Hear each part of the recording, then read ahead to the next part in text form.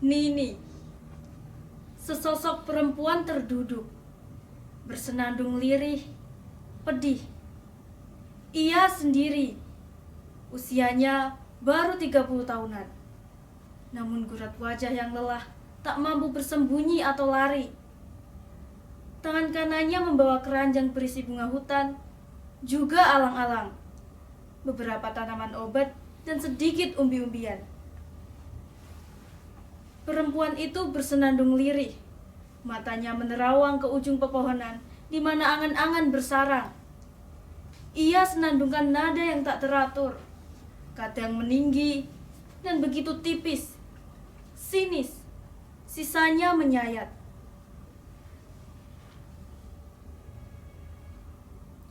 Adakah malam ini seseorang datang menjamah tubuhku, memintal rambut, dan jelajahi tiap inci mataku yang hitam legam. Sesekali kulempar ringan kerikil kecil ini ke telaga.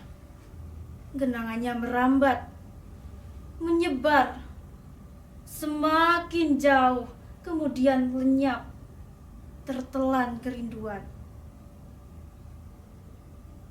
Perempuan di ujung telaga dengan mata legamnya, juga bibir keringnya, mendongeng lirih.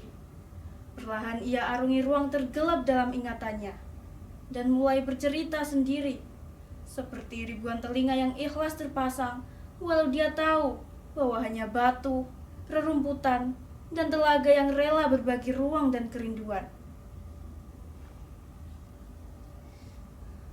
Oh para dewa, sungguh hidup hanyalah seuntai rambut yang memanjang, tipis, kemudian terserabut.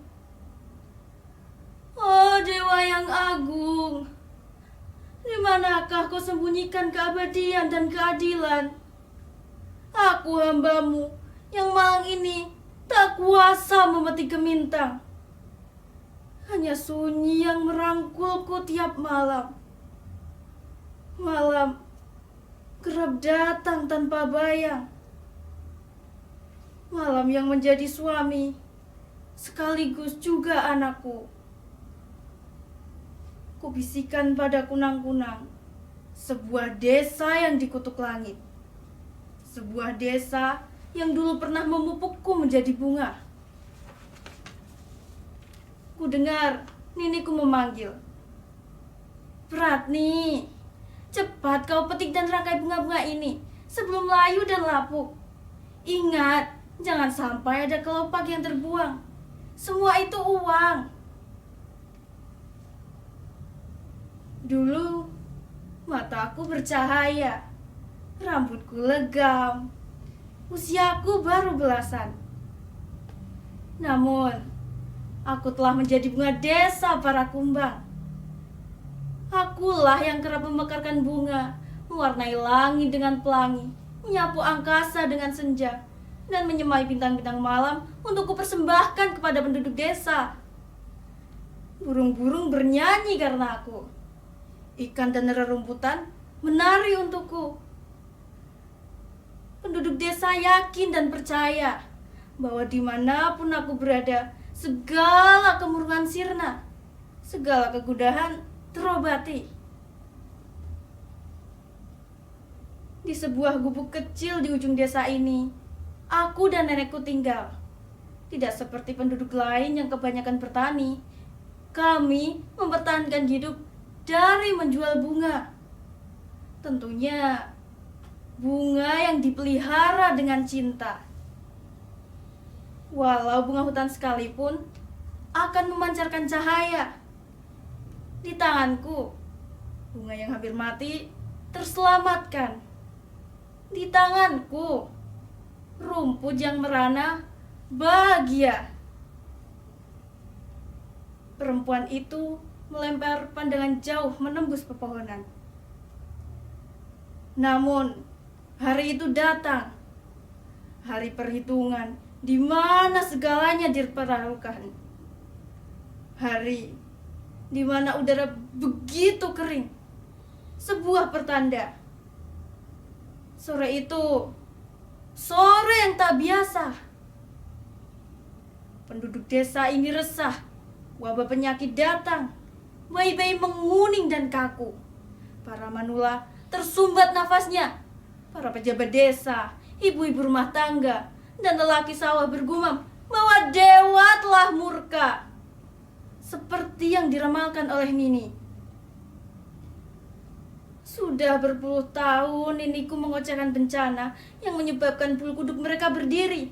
Ocehan tentang kekalutan, ramalan kengerian akan melanda, kelaparan, kematian, dan malapetaka datang silih berganti tiada henti. Tak ada yang percaya ocehan ini.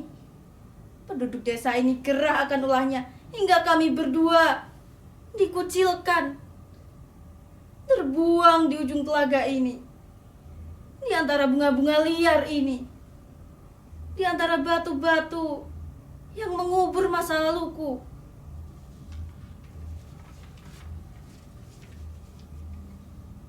Wabah gelap di depan mata. Semua kekuatan magis telah dikerahkan, namun tak kunjung meredakan kengerian. 3 hari sebelumnya, seorang ibu tercekik di sumur pemandian desa. 7 hari sebelumnya, 3 orang laki-laki ditemukan hanyut di parit dengan luka menganga di leher. Juga baru siang tadi, sebelum sore yang kering ini datang, bayi kecil kepala desa ditemukan terbujur kaku. Tubuhnya kuning membiru. Dukun-dukun desa tetangga berdatangan hendak menolong. Mereka merapal mantra dan doa. Namun, tak satu orang pun berhasil. Mereka malah raib tertelan bumi. Di manakah muara petaka? Sudah menjadi kebiasaan turun-temurun bahwa tertanam rahasia yang setiap lidah tak mampu bercerita. Yang tertinggal hanyalah kesunyian menggila. Kulihat Niniku berkeringat, matanya liar menari dan bibirnya mengoceh tak henti. Ayo bakar dupa, bencana datang. Ini peringatan. Ini peringatan. Niniku yang diambang ketidaksadaran terengah-engah, nafasnya berlarian. Aku yang belia bergegas merebus air, membubuhkan boreh, mengurut dadanya agar sedikit lega. Memang bertahun-tahun ini Nini mengoceh, namun tak satupun penduduk desamu percaya dan peduli. Mereka menutup telinga rapat-rapat, membungkam ingatan, dan membiarkan keadaan berlalu begitu saja. Toh, tidak terjadi apa-apa seperti yang diramalkan ini. Bahwa malapetaka akan datang, bahwa kegelapan akan mengarungi desa. Keadaan baik-baik saja. Pasar tetap saja ramai, dan segala kegiatan warga berjalan seperti sedia kala. Namun, kali ini berbeda. Sore itu begitu kering. Sebelumnya, 2 keluarga berduka karena anak-anak mereka terjerat tali layangan yang mereka pasang sendiri di halaman rumah. 4 hari sebelumnya, seorang lelaki berperut buncit terpenggal kepalanya sehabis menonton layar tancap. Ususnya terburai, celananya penuh darah. Senja merayap cepat. Gelap mengintai menyergap desa yang kini berduka. Akankah ini ramalan ini? Inikah bencana yang sering ia ocehkan? Warga bersikeras tidak mau percaya, namun mereka tak sanggup menipu diri bahwa mayat-mayat telah menggunung, bahwa darah menggenang di mana-mana, di parit, di sumur, di selokan, dan di kendi tempat air minum, dan di mata yang liar, yang takut maut menjemput. Saat itu, penduduk desa berkumpul, ramai berdebat. Sebuah keresahan massal yang berakhir ujung pada keputusan bulat. Aku dan Niniku harus disingkirkan. Kami pun diusir. Kami dibuang ke utara menjauh dari mereka. Di sebuah telaga yang jarang dijamah, telaga terlentang, tempat orang buangan. Namun anehnya, selepas kepergian kami, wabah di desa ini tak kunjung sirna. Malah petaka mengintip di sela-sela dedaunan, merayap tiap dinding rumah, di setiap nafas yang dihembuskan, di setiap keringat yang bertetesan. Mata penduduk berkilat tajam, menusuk liar. Mereka sudah muak, letih diburu pisau dan maut. Tubuh mereka mengurus drastis hingga tulang dan kecemasan yang maha hebat. Dari jarak bermil-mil, mereka mengular membawa obor menuju ujung telaga, menuju gubuk kami. Hei nenek busuk, keluar kau dari gubuk ratmu itu, atau akan kami bakar sekarang juga. Lihat apa yang kau lakukan. Kami kehilangan anak-anak kami, juga istri dan suami-suami kami. Dengan paksa, mereka mendobrak pintu gubuk kami yang rentak. Aku yang masih belia menangis ketakutan. Nini terperangah, tangan-tangan kasar menjambak rambut putihnya, mendorong tubuh rentannya tersungkur di halaman. Hei Nini bangsat, lihat karena ocehan bertahun-tahun, desa ini benar-benar tertimpa bencana. Kau harus bertanggung jawab. Cepat, potong lidahnya. Membabi buta, mereka memegang tangan kaki Nini yang meronta-ronta. Nini tak berhenti mengoceh. Ini kutukan. Cepatlah kalian bakar dupa. Sungguh, ini kutukan. Namun tak ada yang mendengar. Mereka ramai-ramai memotong lidah Nini hingga putus mengenaskan. Lidah yang dipercaya menjadi sumber malapetaka, lidah yang meresahkan warga selama bertahun-tahun, lidah yang karena ucapannya kengerian melanda. Lidah itu kini telah terpotong, habis. Aku yang masih belia bersimbah darah memeluk Nini yang tersengal-sengal menahan perih. Mereka puas, terbebas dari momok ganas saat Nini mati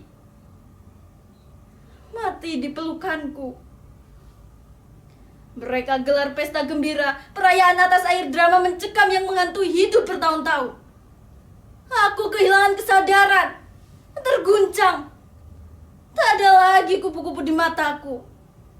Senyum bunga yang dulu bertabur kini sirna. Kelopaknya jatuh satu persatu, menghitam legam. Kukubur Nini tepat di ujung telaga. Kutanami bunga liar, kunyanyikan kidung kesukaannya. Kuantar ia dalam upacara keberangkatan, meninggalkanku sendiri menghitung batu-batu dalam kegelapan. Perempuan itu menembang, lirih, pedih. Perempuan datang dengan membawa sebuntalan karung, membawa sekop, dan duduk di salah satu nisan. Kini, aku paham apa yang diocehkan ini bertahun-tahun lalu. Aku paham bahwa bukan kebenaran yang takut didengar, melainkan ketakutan melihat wajah sendiri saat bertatapan dengan kebenaran. Kini, di tanah ini, aku tak sendiri. Itu di sana, nisan yang hanya batu kapur itu milik Johadi, mantan anggota partai. Banyak mendebar janji, hasut sana, hasut sini. Matinya menelan racun karena hutang-hutangnya sebanyak janji-janjinya. Lalu yang ini, nisan mewah ini milik Armandi, pengusaha kaya yang mengeruk segalanya. Kerakusan tak terbendung menjadi otak segala pembebatan hutan, penjualan anak-anak desa. Ia mengirim upeti ke petinggi-petinggi kota, menghisap darah desa ini sampai tulang sumsum tanpa sisa. Kalau nisan yang roboh di ujung itu milik Siti Anisa. Kuburan tanpa semen.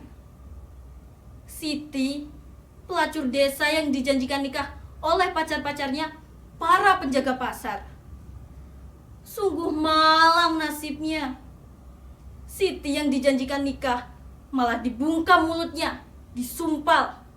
Giwang dan kalung imitasi satu-satunya raib dibawa kabur untuk modal judi. Siti mati ngangkang. Lubangnya penuh nanah. Kalau yang di tengah itu milik Romlah, penjual udang di pengkolan pasar yang selalu mengurangi timbangan. Makan dari hasil kecurangan tipis-tipis, sedikit-sedikit. Matinya tidak bisa menutup mata. Perempuan itu mulai menggali tanah, membuat liang. Kalau Arjo, nisannya di baris nomor 2. Ya, di sebelah kiri itu. Arjo dibantai habis-habisan karena jadi maklar jual vaksin gila-gilaan. Arjo menggelapkan dana kesehatan, memanfaatkan kesulitan warga yang tertimpa wabah.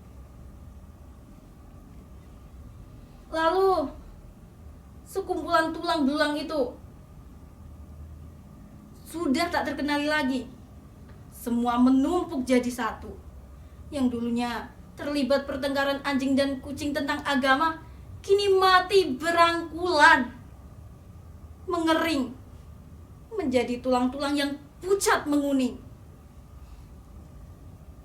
Ditumpukan itu pula tulang para wanita yang gemar bergunjing dan gemar berhubungan intim dengan suami-suami tetangga. Juga para lelaki yang sibuk menegak tua, menghisap payudara anak-anak gadis. Lalu anak-anak lelaki yang gemar sabung ayam dan meniduri wanita setengah baya yang ditinggal suami-suami berjudi. Perzinahan dan pencurian di mana-mana. Di desa ini pula, aborsi di mana-mana. Mereka buta.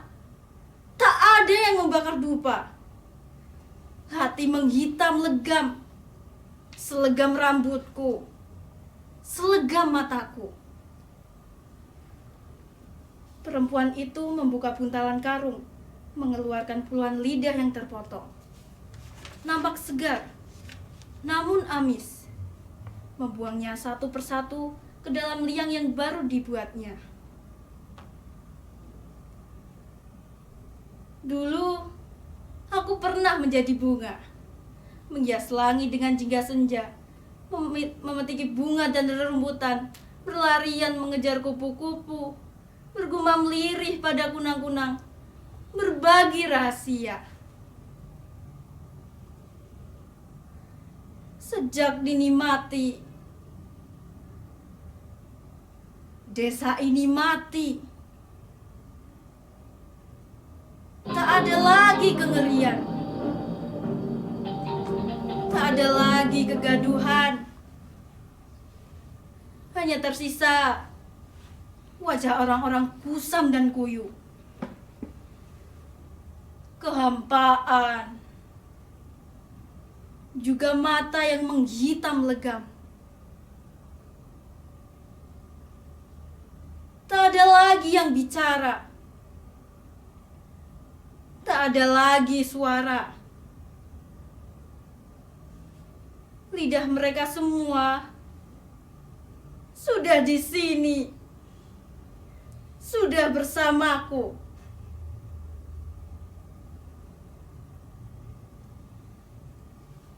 Perempuan itu mengusap dahinya dengan tangan yang berlumur darah. 3 potong lidah terjatuh. Ia menembang, menyayat.